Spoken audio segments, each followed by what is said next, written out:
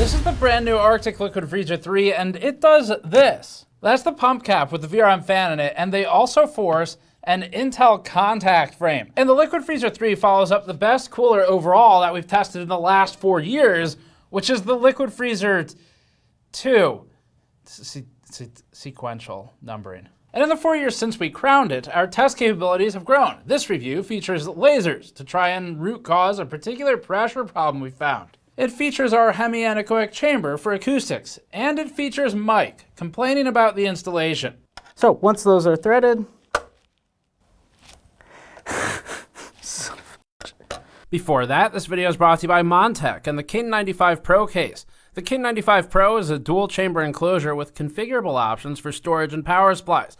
The K95 has a deep 35mm cable channel for management, support for dual power supplies if you want it, which could be useful for a Threadripper system, and ample radiator and fan mounting options scattered around the top, back, bottom, side, and front of the case. The front also can be mesh or solid, with the mesh running a higher porosity for more breathability. Learn more at the link in the description below. For a quick list of the interesting features, so first of all, the pump cap. The top here, it looks like a fan, but that's not a fan, it's just decoration. The actual fan is inside and here. It is significantly larger than the prior one, which should help for thermals. Next, Arctic decided to force AMD offset mounting with its AMD installation kit. That's a good thing.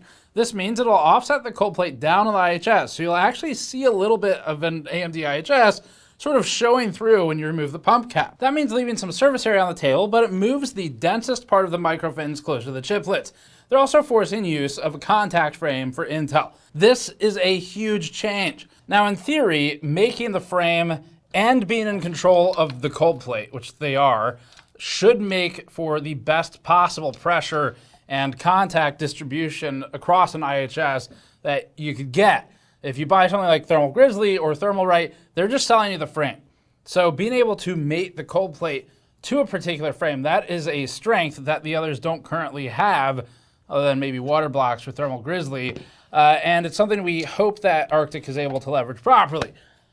Spoiler alert, it's not perfect. This pump cap change is for a couple of reasons. First is to change the mounting hardware to be easier to access while also including this leaf spring, another change. Another reason to do it this way is to make the product a lot easier to repair and maintain. So for warranty and RMA purposes, a user now wouldn't need to disassemble the housing to replace a failed VRM fan. Instead, you'd get a replacement unit, and you would need a replacement fan for a failure anyway, so the excess plastic isn't too bad. And now it can also be done without removing the cooler from the board, which we think is a great maintenance feature. The PCB under the pump cap is also meticulously labeled and has exposed probe points, which is great for troubleshooting and advanced users. We'll talk more about the construction in our teardown coming up in the next couple days though, so subscribe and check back for the teardown. Oh, actually, this is also a change. The pump cap lights up now. And for pricing, they have them set at $130 for the Liquid Freezer 3 360 Black. That's the main one we're testing today.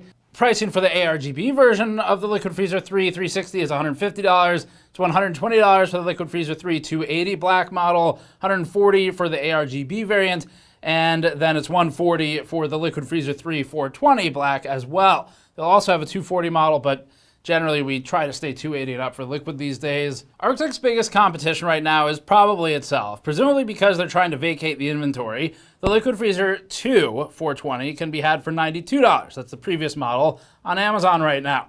The 280 was at $82. Other competition, which we tested today, includes the Deepcool Mystique coming up and the Lian Li Trinity line when they're not busy dealing with RMA issues. Let's get into the data. Our thermal testing will start at 200 watts and noise normalized between all the tested coolers. We have a few Liquid Freezer 3 entries on this chart. One has the pump speed reduced to 70%, with the fan speed slightly increased to still hit the noise normalized target.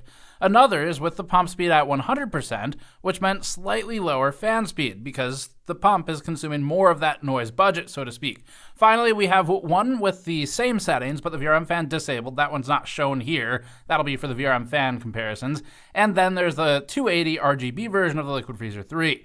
The Liquid Freezer 3 360 is the new chart leader, so it's doing well there.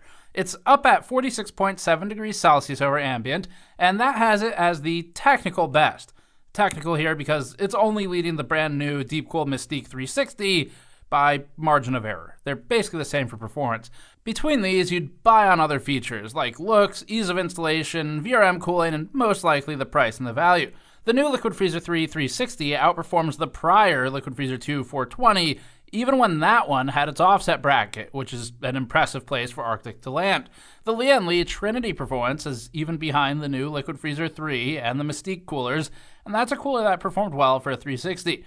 As for the 280 model, it held about 50 degrees average and landed alongside the non-offset mounted 420 Liquid Freezer. Forcing the offset mounting for AMD on the Liquid Freezer 3 was a good choice because the offset mounting always worked well. Arctic is doing well for performance, as is Deep Cool with the Mystique, and now we need to look at 100% fan speed performance before moving on to VRM Thermals. 100% fan speed has the Liquid Freezer 3 at about 40 dBA when using our non-chamber methods and tested at 20 inches. Remember that noise is totally relative to how it's tested, so what matters is the comparison to other devices in the same test. If you hold your phone up with the dBA app in the same room, the data is completely meaningless and is not comparable to this data. Of those at the top of this list, Arctic is the most efficient as a result of its high-ranking performance while maintaining sometimes significantly lower noise levels. That makes sense when considering the noise-normalized results being so strong previously. The Liquid Freezer 3 360 ran at 45 degrees over ambient while holding 40 dBA. Most of the devices surrounding it run at minimally 50 dBA, with some even louder than that. And as a reminder, in psychoacoustics, every 10 dBA increase is roughly a doubling in noise that the human ear perceives, not to be confused with acoustic power. That's impressive performance for the Liquid Freezer 3, because anything at 55 dBA in this example would be perceived about 2 times louder. Alongside the GA2 Trinity series, the Mystique is among the newest coolers here. These both perform 1 to 2 degrees better, but while running significantly louder. The 56 dBA result for the Trinity Performance is comparatively deafening when matched against the Liquid Freezer 3. Compared to the prior Liquid Freezer 2 360 at a similar fan RPM and before the offset mount, the new unit is slightly quieter and also 4 degrees cooler. That's an impressive uplift. The Liquid Freezer 3 280 runs at 46.6 degrees over ambient here, about tied with the prior 420 cooler. And we'll need to do a teardown to fully explore where all these improvements come from. That'll be a separate video. The original Day 1 Liquid Freezer 2 280 ran at almost equal noise levels, making it a clean like-for-like comparison. That one was 50.9 degrees over ambient without the offset mount. We're back in the lab again testing FPM again. We're using a hot wire anemometer to look at the linear feet per minute flow, known as FPM or LPM if you prefer, of the VRM fan. So previously, 4 years ago, we verified that Liquid Freezer 2 was in fact not a gimmick. It actually did something. The way to test the VRM fan is twofold, really. There's thermals, which is the obvious, and then there's just airflow, because if the air is flowing over it, it's doing something. So for this testing, we position a hot wire anemometer in fixed and carefully noted locations so that we get the exact same positioning each time between the Liquid Freezer 2 and the Liquid Freezer 3. This data is not comparable to the data we collected in 2020. We've slightly repositioned things, but everything going on the charts today and in the image, it's directly comparable. Here's a quick and simplified overview map of the motherboard with the pump block overlaid on top of it. This shows only the flow of each measurement point with the VRM fan on and the radiator fans off, and it compares the Liquid Freezer 2 and 3 360 options directly. The Liquid Freezer 3 is always the top entry for the text, with the 2 as the bottom. This is with each fan at its full speed, and the results are directly comparable using our new hot wire anemometer testing updated from the last time. As for fan RPM, the new fan maxes out at 2500 RPM. Broad observations are that the Liquid Freezer 3 VRM fan seems to mostly direct its air toward the top right and the mid left. The 488 FPM and 425 FPM results are very high and indicate significantly higher flow in these areas than elsewhere, where the VRM fan's airflow stays at around 110 to 165 FPM. The original VRM fan more evenly split its airflow between the top right, the upper left, and the bottom left regions, but at significantly lower flow rates than the new fan when both are at 100% speed.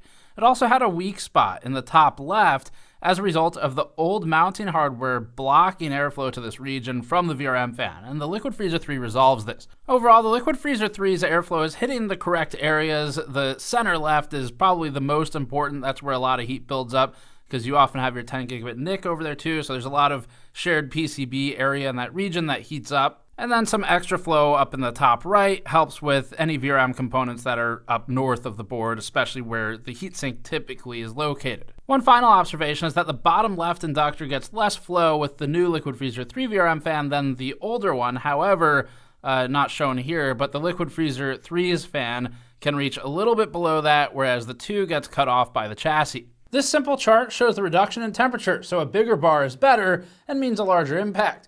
0 would be the performance with the VRM fan off.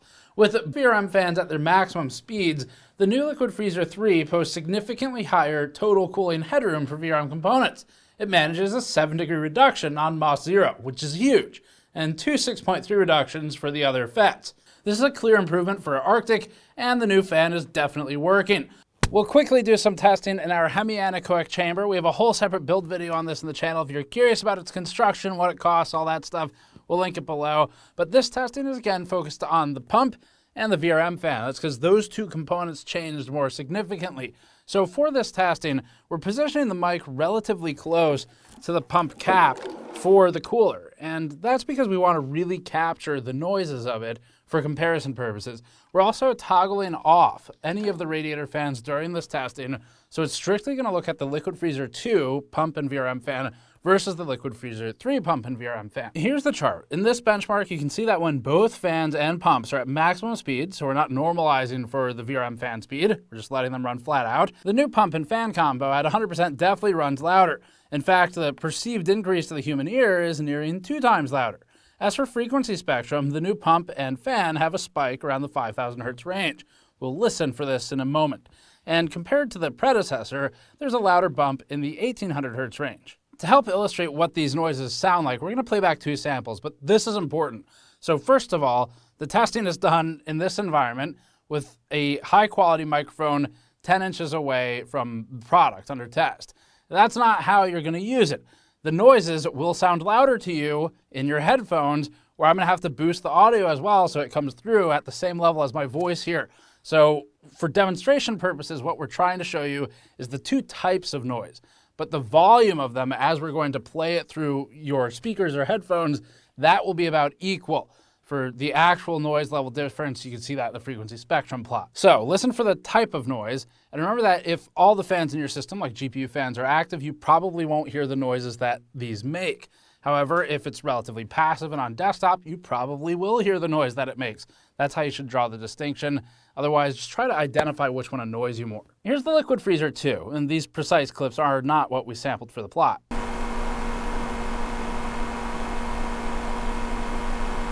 And here's the Liquid Freezer 3. The 3 has more pump noise coming through, which contributes a lot to the noise difference overall. One thing we can't account for in a short test period, as in the scale of weeks we're on, is how the pump noise settles. Acoustically though, at 100% speeds for the pump and the fan, the new one is definitely louder in a demonstrable way versus the original. Our pressure scans will start with the new Intel LGA 1700 contact frame, since it's the most unique aspect of this cooler. We conducted 4 passes for the 360, but we're only going to show 2 because they're all the same. First, on the left, we have the Intel stock ILM when using the Liquid Freezer 2 420, the same one we used to debut our contact frame analysis almost 2 years ago now. And we can't use the Liquid Freezer 3 here because, once again, it doesn't have an ILM mounting option. It's only the frame they include. The Intel stock ILM was sorely lacking in pressure on the bottom edge of the CPU, with the right edge pointed toward the VRM. Intel is weak here overall and has its pressure in the wrong places. Next, the thermal grizzly frame that sort of validated and created this market smooths over the contact across the entirety of the IHS. There are some gaps toward the I/O board side at the top, but the distribution is significantly better than the ILM from Intel and is more central, which is where the die is. The cheaper Thermalright frame is next, with the first pass distributing more pressure across the entire IHS, but with some weaker areas. A remount improved pressure and produced actually the best scan yet, but as we discussed in our review of the Thermalright frame, its downside is the sometimes less precise installation process that can result in variable outcomes. And here's the Liquid Freezer 3. It's definitely not as good as the Thermalright or Thermal Grizzly frames, but it is improved over the stock ILM. Some of that could be contributed by the Coldplate too, but we can't isolate that variable because there's only one option for mounting, which is the included Arctic frame. Arctic is lacking pressure on the long sides of the CPU, and likely due to the Coldplate behavior, also has a weak spot of pressure about 8 millimeters in from the CPU side nearest the VRM, and that's oriented right on this image. You can see that almost channel form between the right edge of the CPU in this shot and the rest of it. This consistently appeared, including in an entirely different unit with the 280. That leads us to believe that it's a design issue and not a one-off. Contact is good centrally, and it is better than the stock ILM, but there's a lot of room for improvement here. We're overall disappointed with the outcome of the pressure because if they're designing the whole cooler around this frame, they have the opportunity to make this better than anyone else's, and it just isn't. But we'll talk more about that disappointment in the conclusion, so make sure to listen to that section. To try and understand why this pattern was emerging, we took the Coldplate to our new $60,000 laser scanner that produces 3D images of devices we scan. We bought this last year, and this is certainly more advanced than our old physical needle probing method. This machine has a repeatability of less than 1 micron, and we recently used this in our billet block review of the monoblock. You can check that out on the channel for more background. The equipment allows us to not only identify a problem, which we could already do, but to try and pinpoint the cause to better understand it. To help fund our efforts and equipment purchases like this, as we're still getting the money back on this one, please go to store.gamersaccess.net and grab a GN15 metal emblem glass featuring a high quality badge. We launched that for the 15th anniversary. Or you can grab a rugged large mod mat for your next PC build, or one of our memory explosion diagram t-shirts. And thanks for your support. Here's the scan. After adjusting the scan lines and the levelness of the Coldplate, we eventually ended up with this result. Without magnifying it, everything looks relatively flat. We have a maximum point-to-point delta of 60 microns, but an overall good consistency 1 point to its adjacent neighbor. We were hoping this would reveal that channel that we identified in the LGA 1700 mounting pressure map. But because we can't conduct this scan while the Coldplate is mounted to an IHS, we can only see the unsprung version. When magnified 100 times, you can see the channel very slightly in the Coldplate at the weak pressure spots we saw previously. This is present on both of the units that we tested for pressure. The channel is likely amplifying under the spring load of the mount, and we now know that the plate is at least partially responsible for the shortcoming, not just the mounting hardware, and it likely derives from how it's mounted to the pump block. We'll investigate that in our separate teardown video coming up. Now we're going to move on to the LGA 1700 thermals. This testing uses a couple of different mounting frames for the Liquid Freezer 2, which was compatible with Thermal Grizzly and Thermalright and all the others. We also test the Mystique with the stock Intel ILM, that's the deep cool solution. And then for the Liquid Freezer 3, it only has one option, and that's the Arctic contact frame. So we're testing it with that. All the testing is done at 100% fan speeds, and the noise levels listed. The data is not comparable to our previous contact frame testing because we've changed our approach, we've changed the power consumption, changed some of the voltages. That's just because it's been like a year and a half now. So let's get into it. Here's the chart. The Intel stock ILMs performed the worst for the Arctic test, both down at around 63 degrees Celsius over ambient. The Mystique also used the Intel stock ILM. However, at 49 dBA, it's able to brute force past the limitations and land at the top of the chart anyway. The Liquid Freezer 3 360 with the included Arctic frame had it between two Liquid Freezer 2 420 entries, one with the Thermalright frame and one with the Thermal Grizzly frame. These two are within error of each other, but are 5 degrees better than the ILM. Unfortunately, we can't determine how much of the Liquid Freezer 3's improvement is from the frame versus the pump and the Coldplate changes, because again, the frame can't be isolated. What we can say is that the Liquid Freezer 3 remains impressively noise efficient. At just 40 dBA, it's equaling a 45 dBA entry from a significantly larger 420 radiator. Likewise, it's encroaching on the louder Mystique 360. Even still, Deep Cool holds a slight advantage here for thermals. Against the original 360 with the Intel ILM, the improvement is about 5 degrees, a noteworthy generational gain. Okay, we're going to take a look at the Intel installation first here. But before we do that, I do want to look at the contact frames and just point out a few key differences between Arctic's frame and the other frames on the market.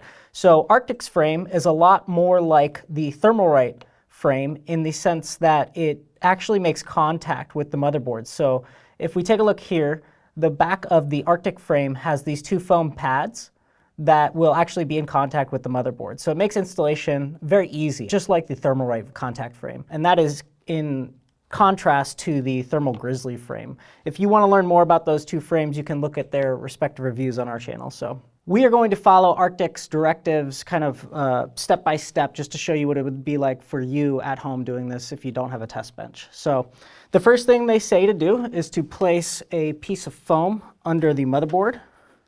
So I've got a nice piece of anti-static foam. I would recommend using something anti-static as well. And then we're going to, which I've already done, we will place the CPU in the socket, and then we're going to remove the stock ILM. So the reason they have you put the motherboard down on a piece of foam to support it is the backplate on the other side of this ILM. If you did not support it, as soon as you took all 4 of these screws out, it would fall off, and it makes installing the contact frame much more difficult and requiring extra hands. And now we're going to place our Arctic contact frame down. And they have this contact frame with marked with the little triangle, just like the CPU, and of course you want to line those 2 things up. And I'm just going to drop my 4 screws in. So they didn't have any guidance on how heavily to torque these screws, so I would recommend just going snug, just enough to engage those foam pads on the back of the contact frame. So I'm going to rotate this because the tubing on this cooler is actually really stiff. And I'll get one side started here. All right, we've got both sides started, and now I'm just going to alternate a few turns on each side until I reach a point where they stop. And then your final step is just to put on the VRM fan. And that goes on via magnets, so that's very easy to install, and you're done. So let's take a look at the AMD solution. Okay, so we've got our AMD board, our AM5 board here. We're gonna go ahead and remove our stock brackets that come with the motherboard.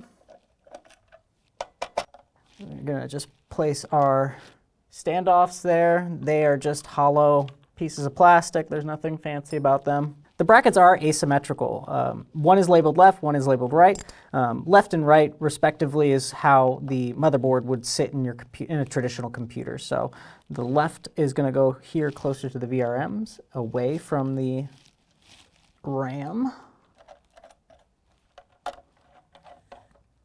And then our right bracket is going closest to the RAM here.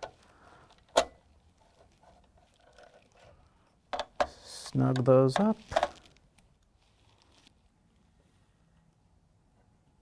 The reason these are asymmetrical is because Arctic is now forcing the offset installation on all AMD users. When we reviewed the Liquid Freezer 2 420, it had 2 brackets. You could do an offset bracket or a traditional bracket that covered the entire IHS. The offset bracket in our testing showed a temperature reduction, so I guess Arctic has gone with the thought that why even bother shipping it with anything else. So that's why these brackets are asymmetrical.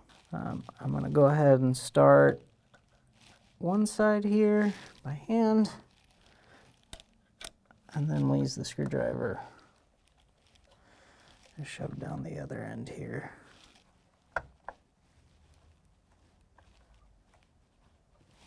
So this kind of illustrates and transitions nicely into one of the criticisms I had of this cooler, and it's this leaf spring. As cool as it is, man, it makes mounting this on AMD's platform very difficult. On the Intel, on their contact frame, it's actually quite easy, and you don't have to compress the spring at all, but to get these threaded, you have to compress that spring a little, and it's kind of tedious to get it threaded. So once those are threaded,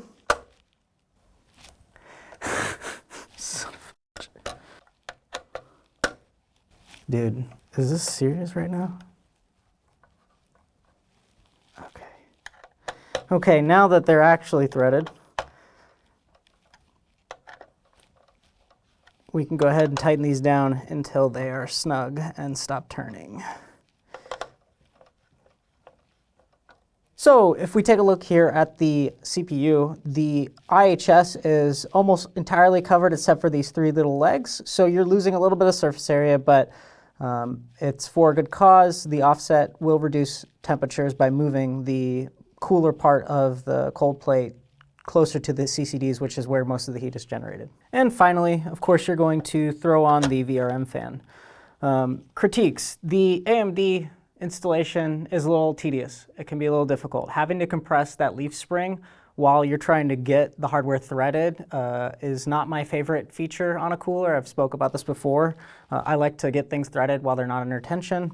Additionally, the tubes are very stiff, which can make the installation on AMD even more difficult, as compared to their Intel installation, which was relatively easy and straightforward and hassle-free. So that wraps up the installation segment, and now I'm going to throw it back to Steve.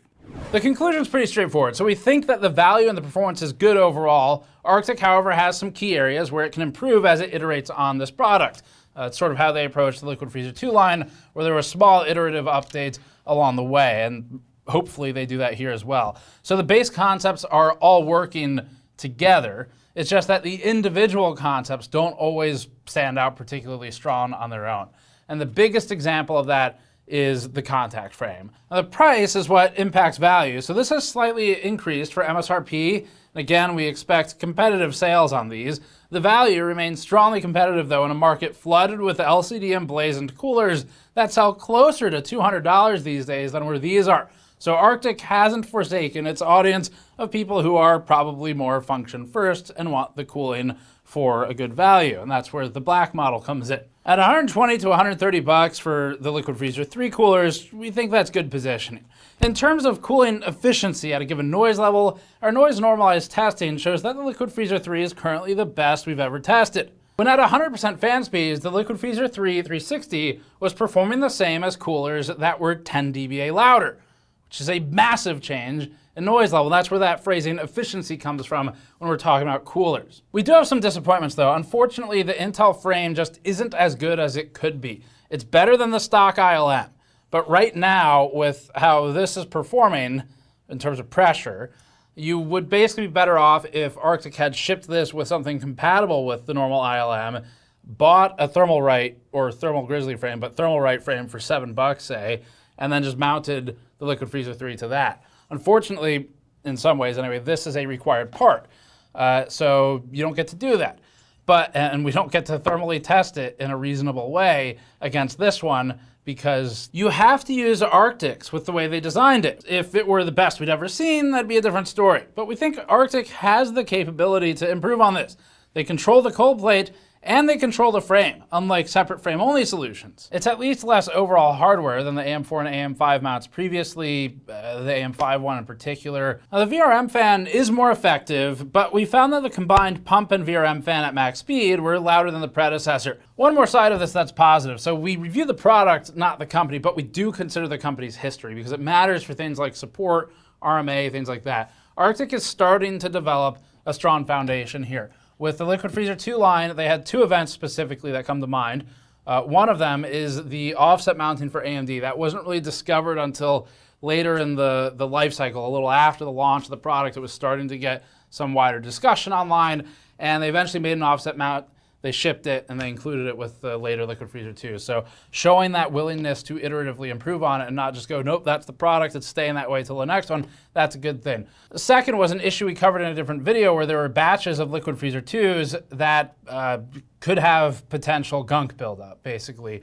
And so what Arctic did was it got in front of the issue. It actually notified us before we found it on our own. That's always a good thing. And they started shipping out replacement kits. So users could either self-repair them or they could send them in for repair if they felt uncomfortable doing it. Loved the idea of the self-repair kit because it's not hard to do. It saves massive amounts of time for the end user, not waiting for an RMA. It's also just a lot less waste in shipping. So they are starting to prove that they'll support it, which is important. We need to see that continue, of course. In the very least, it's good value. It is the most effective for noise-normalized cooling performance that we've looked at. And they have a couple key areas to work on. So overall, I would say that we can recommend the Liquid Freezer 3. Okay, that's it for this one. Thanks for watching. As always, subscribe for more. To support this content, please go to store.gamersnexus.net Grab a PC building mod mat, a solder mat, one of our t-shirts, coaster packs, or any of the other items on the store like our 3D emblem glassware, and that directly helps fund our purchasing of cool equipment like we use in this, more pressure contact paper, and funds all the testing we do. Thanks for watching. We'll see you all next time.